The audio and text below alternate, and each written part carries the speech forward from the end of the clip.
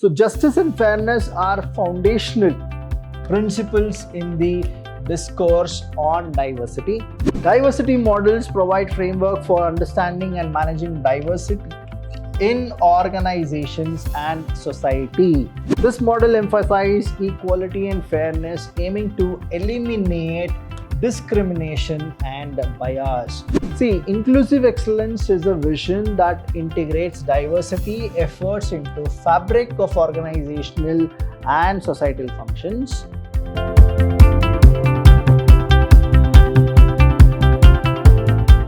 Hello everybody, a warm welcome to one and all. I'm Vidhyaashram from the Department of Commerce and Management in Vidhyaashram First Grade College, the Temple of Excellence. Welcome to the third unit. Now this unit is a very important unit because you need to understand about the vision of diversity and cross-culture management. In the last unit, if you observe, I've explained more about the cultural management, and now here in this unit we're going to learn something more about cross-culture management. What exactly is the mission of any organization? How the cross-cultural management will affect the management, or how will it be a pros or will it be a con? That is what we're going to learn in this unit. So here the first one is the models and the vision of diversity in society and in the organization. See, we have seen a lot of people migrating from one place to another place. We have seen too many influencers who influence each and every type of people, whoever wants to come. Say example I'll give you, that is Bangalore.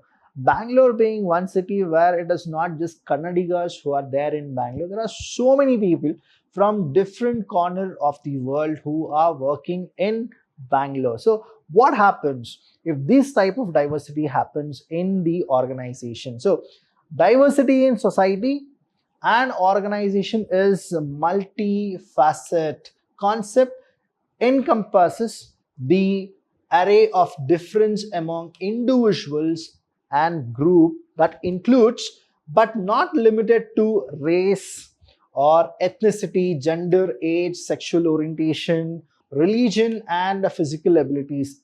That is not there, right? So please understand here what we go with is the first one. When I say about the diversity, what exactly this diversity will go with, that is justice and fairness in diversity.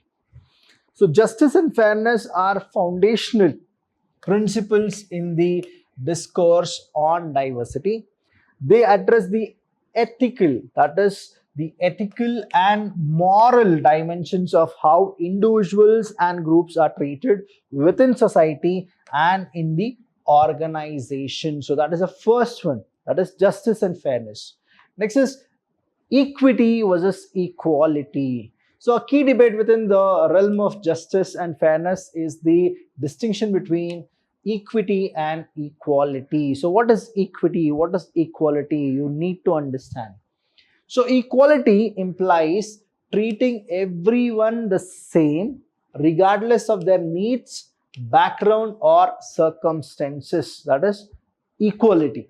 Next, here if you go with it, in contrast, equity involves recognizing, see the first one is what? Recognizing differences and providing the necessary resources and opportunities to achieve equal outcome. First is you need to observe whether they can do it or they cannot do it. You need to give them equal opportunity. Equity is a principle that acknowledges the unique challenges and the barriers faced by underrepresented and marginalized group, aiming to level the playing field. Only then the equity can be achieved. I'll give you an example here. Say there is this wall where here there's a cricket playground. So I'll just make this 3 wickets here. This is the cricket pitch. Now people cannot go to this stadium and they can't watch the match, but some favorism. There is this wall where people can actually, if they sit there, they can watch the cricket. Just example I'm just giving it.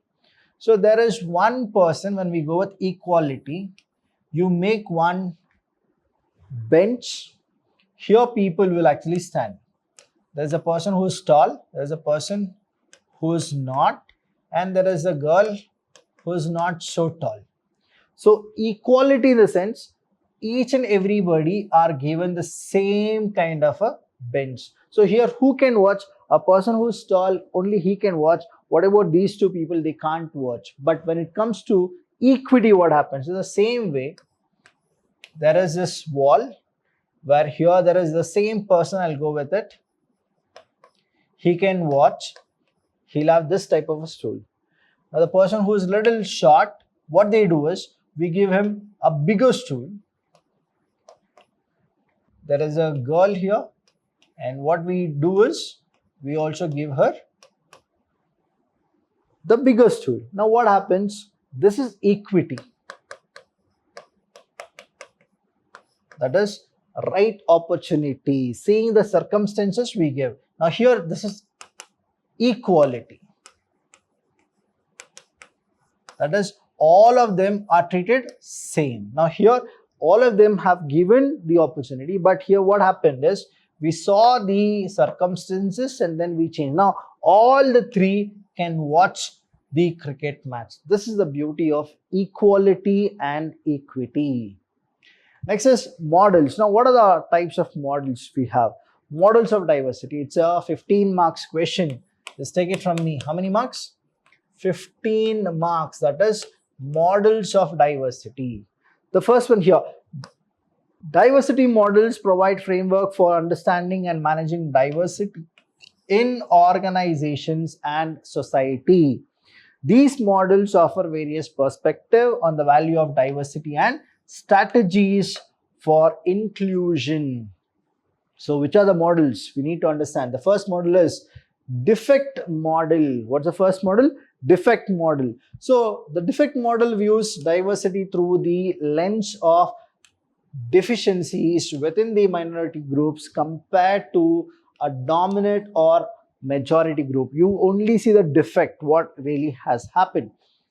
This outdated model focus on assimilating individuals into the prevailing culture, often neglecting the value of diverse perspective and culture. So that is what defective model says.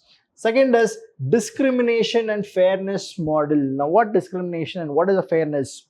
This model emphasizes equality and fairness, aiming to eliminate discrimination and bias. So this model, what it says is, there should not be any discrimination, whether it is gender, religion, race, or any communities. We should not go with discrimination. Next is assess and legitimacy model. Here, recognizing strategy, that is advantage of diversity. This model focuses on assessing diverse markets and legitimizing the organization within the different communities. It values diversity for its potential to enhance organizational performance and market reach, but may treat diversity as a means to an end rather than intrinsic value. So here what happens is, whether it is legitimate or not, legally they are not, that we will actually provide. Next is learning and effective. See, learning and effectiveness model, that's a very important one. This model integrates diversity into the core functioning of organization, viewing differences as a source of learning, innovation, and competitive advantage. So here the first one is what? Learning, innovation, and if you go with it, that is competitive advantage. That is what this learning and effectiveness model aims at. Please do understand, this is a very important model. Vision of diversity. What exactly is the vision of diversity? So vision of diversity outline the ideal outcome or states that organizations and societies strive to achieve through diversity and inclusion efforts. So that is the vision, diversity. Next is inclusive. What exactly is this inclusive excellence? See, inclusive excellence is a vision that integrates diversity efforts into fabric of organizational and societal functions.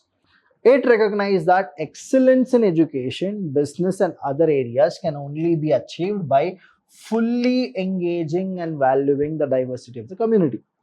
This vision emphasizes the importance of creating inclusion space wherein everyone has the opportunity to excel. So that is what the inclusive excellence, that is, we bring everyone together for the excellent work what they need to do. Multiculturalism. See, multiculturalism celebrates cultural differences and promotes the coexistence of multiple culture identifies within society or an organization. It challenges the dominance of any single culture and support the preservation of cultural heritage along with equal respect and its right for all cultures. Social cohesion and harmony. Now here please understand, if you have heard about harmony, that is F.W. Taylor, Frederick Winslow Taylor, he said that there should be harmony and no discord, the same kind of a thing. This vision focused on building strong, unified communities that values diversity. It emphasizes the importance of social bonds and mutual respect among diverse groups, aiming to reduce conflicts and promote a sense of belonging and community well-being. That's why harmony and not discord. Cross-cultural management. What exactly this is cross-cultural management? That is, refers to study and application of management practices in a culture, that is context, focusing on the behavior of individual and organization in international environment. See, we always have studied about this multinational company. What happens in multinational company? Cross-cultural management is very, very important.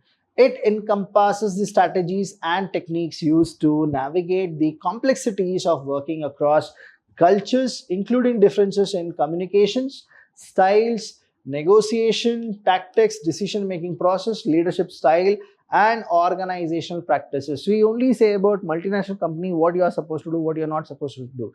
But the reality is it is very, very heterogeneous because you have a lot of people coming from different places. So here what happens is the cross-culture management is very, very important. So your key concept, what are the key concepts of cross-cultural management? The first one is cultural awareness. You should know where you are and what is that awareness. Cultural dimensions, communication style. See, the way a Spanish person speaks and the way the Indian speaks English, it's a lot of difference. You need to understand about the communication styles also. Leadership across cultures. Say if you go and work in Japan, how you are supposed to be. When you are working in China, how you are supposed to be. When you are working in Bangladesh, how you are supposed to be. When you go and work in US, how you are supposed to be. So that is where the leadership across cultures you should understand. Negotiation and conflict resolution, organizational culture versus national culture, global teams and collaboration, cultural adaptation, and ethnical consideration are the key of cross-culture management. Now, what are the importance of it? That is, facilitates effective communication, enhance employee engagement and inclusion. See here, facilitate effective communication. If you want to go and work in Germany, you need to actually learn German. So that is where the cross-cultural management, that plays a very important role. Drives innovation and creativity, expands global market reach, builds competitive advantages. What are the overcome? How will you overcome the cross-cultural thing? That is, language and cultural training you are supposed to get. Encouraging open communication. You should always have an open communication. Promoting cultural exchange, that is, from India they should go to US, from US they should come to India, that is how it is. Implementing inclusive policies and leading by examples, right? All the examples we are supposed to share with the employees. So here Hofstede's cultural dimension, that is a very important one. You will get it for 10 marks. Now I have given you here all the points here. What really happened was, one of the most influential framework in cross-cultural management is Great Hofstede Cultural Dimension Theory, that is developed in 1917 IBM, right? So developed in the 1970s to a large-scale survey of IBM employees in over 50 countries. So Hofstede identifies 6 dimensions on which culture differs. That is, the first one is the power distance. Next is individualism versus collectivism. So here in the power distance, what happens is the extent to which less powerful members of organizations and institutions accept and expect power to be distributed unequally. That is what his research said. So individuals are expected to look after themselves and their immediate family only, versus remaining integrated into group, usually around the family. That was what the individualism and collectivism stated. Next is masculinity and femininity. See, we always have this, right? The distribution role between genders, which is another fundamental issue of any society, to which a range of solutions are found. Uncertainty, that is avoidance, extent to which members of culture feel threatened by ambiguous or unknown situations. They don't know how to react to it. That is what he got to know. Long-term orientation versus short-term orientation, and indulgence versus restraints. You need to indulge or you are supposed to restrain. So these are the 6 dimensions what he went with. So here the short-term normative orientation, whenever we go with it, the extent to which a society shows a pragmatic future orientation perspective rather than conventional historical short-term point of view. That is what he found out. And then the next one is the extent to which people try to control their desires and impulses. Hofstede's model has been widely used in international business and management to design strategies that accommodates cultural differences and leverage them for the organizational successes. So this is what the Hofstede's model went with in IBM in 1970, where he found out the 6 dimensions. So any other topics, if you want to know, please do join us. We're always there to help you. Thank you so much. I'll see you when I see you. Thank you.